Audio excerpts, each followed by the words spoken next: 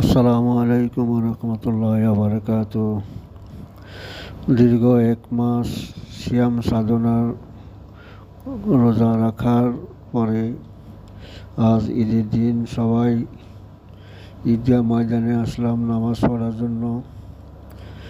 নামাজ শেষ করলাম। এখন সবাই আনন্দময়, ব্যস্ততা, কোলাকুলি, ঈদের আমেজ, সবাই যার যার সাথে কোলাকুলি আনন্দময় চলতেছে। লেওয়া ফঙ্গানি আরমোল ঈদগাহ ময়দানে আসি আমরা। ওইখানে আমরা ঈদের নামাজ শেষ করলাম।